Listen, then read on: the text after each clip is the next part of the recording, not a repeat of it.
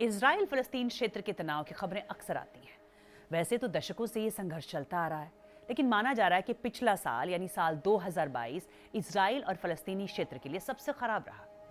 पिछले एक साल में यहाँ हिंसा में करीब 150 फलस्तीनी और 12 इजरायली मारे गए और माना जा रहा है कि इजराइल में जो नई सरकार आई है उससे इस इलाके में तनाव और बढ़ सकता है। और अब कई लोगों को फिक्र हो रही है कि यह विवाद और बढ़ेगा और इसकी वजह इजराइल की नई सरकार। कई फलस्तीनी इसे लेकर खौफ में हैं, क्योंकि नेतन्याहू के नेतृत्व वाली सरकार में जो गठबंधन सहयोगी हैं वो दूर दक्षिणपंथी हैं। माना जा रहा है कि यह सरकार अरब विरोधी है। इसी गठबंधन के एक नेता इतमार बेन गुवेर को राष्ट्रीय सुरक्षा मंत्री बनाया गया है। उन्हें इस्राइल पुलिस के साथ साथ वेस्ट बैंक का इंचार्ज भी बनाया गया है। इतमार युवा यहूदियों के बीच काफी लोकप्रिय हैं और अरब लोगों के खिलाफ बयान देते रहे हैं। मंत्री पद संभालते ही उन्होंने अल अक्सा मस्जिद का दौरा किया। यरूशलेम तो विवादित है ही, वहां मौजूद अल अक्सा मस्जिद भी विवादों में रहती है। अक्टूबर 2016 में संयुक्त राष्ट्र का एक प्रस्ताव आया कि अल अक्सा मस्जिद पर मुसलमानों का अधिकार है और इस मस्जिद पर यहूदियों का कोई दावा नहीं हो सकता। लेकिन यहूदी इस मस्जिद को टेंपल माउंट कहते हैं और यहूदियों के लिए ये एक महत्वपूर्ण धार्मिक स्थल है। दरअसल इजराइल और फलस्तीन तनाव का मुद्दा 100 साल से भी ज्यादा पुराना है, लेकिन इसकी शुरुआत कैसे हुई?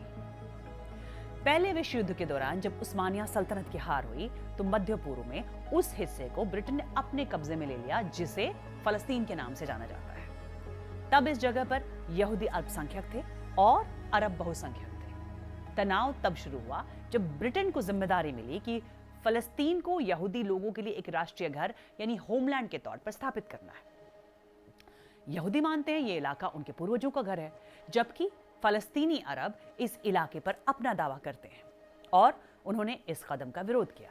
साल 1920 से लेकर 1940 के बीच यूरोप में उत्पीड़न और फिर होलोकॉस्ट से बचकर बड़ी तादाद में यहूदी यहां पहुंचे। इसी दौरान अरबों और यहूदियों और ब्रिटिश शासन के बीच हिंसा भी शुरू हुई। फिर यहूदियों और अरबों को अलग अलग राष्ट्र देने की बात हुई और साल 1947 में संयुक्त राष्ट्र में इसे लेकर मतदान हुआ। वहीं यरूशलेम को एक इंटरनेशनल सिटी यानी अंतरराष्ट्रीय शहर बनाया गया। अब यहूदियों ने तो इस प्लान को मान लिया, लेकिन अरबों ने इसे खारिज कर दिया। ब्रिटिश शासक तो ये मसला कभी नहीं सुलझा पाए और साल 1948 में यहां से चले गए। इसके बाद यहूदियों ने इजराइल नाम का देश बनाने की घोषणा कर दी। अब फलस्तीनी इसे कैसे मान लेते?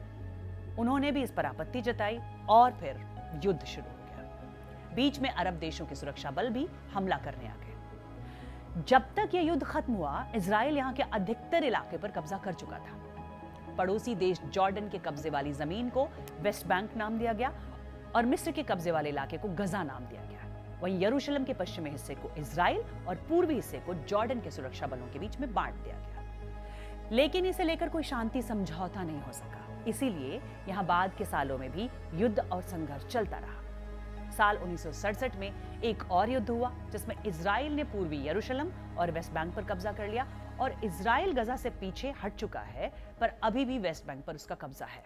इजराइल ये भी दावा करता है कि पूरा यरूशलेम उसकी राजधानी है, जबकि फलस्तीनी पूर्वी यरूशलेम को भविष्य की फलस्तीनी राष्ट्र की राजधानी मानते हैं।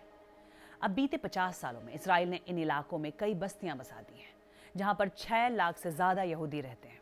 फलस्तीनी इन बस्तियों को अवैध मानते हैं। फलस्तीनी पूर्वी यरूशलेम के साथ साथ वेस्ट बैंक और गजा पट्टी को भी अपने भविष्य के राष्ट्र का हिस्सा मानते हैं। इन इलाकों को लेकर ही इजरायली और फलस्तीनियों के बीच तनाव चरम पर रहता है। गजा और वेस्ट बैंक में रहने वाले फलस्तीनी कहते हैं कि वो इजरायली कार्रवाइयों और पाबंदियों से परेशान है, तो इजराइल कहता है कि वो फलस्तीनियों की हिंसा से खुद को बचा रहा है। अब सवाल ये है कि क्या ये तनाव कभी कम हो सकता है? क्या इजराइल फलस्तीन मसला कभी सुलझ सकता है? पिछले 25-26 सालों से इसके लिए शांति वार्ता शुरू होती है और फिर बंद हो जाती है। कई जानकारी मानते हैं कि ऐसे कई मुद्दे हैं जिन पर इजरायली और फलस्तीनी कभी सहमत हो ही नहीं सकते, जैसे यरूशलेम का इजराइल और फलस्तीन के बीच बंटवारा कैसे करें। यह शहर दुनिया के सबसे प्राचीन शहरों में से एक है।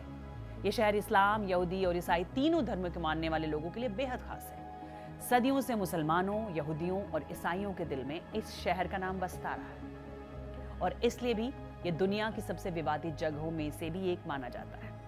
इसलिए यह कहना मुश्किल है कि इस विवाद का भविष्य क्या होगा, लेकिन दुनिया की नजर इस विवाद पर जरूर रहेगी।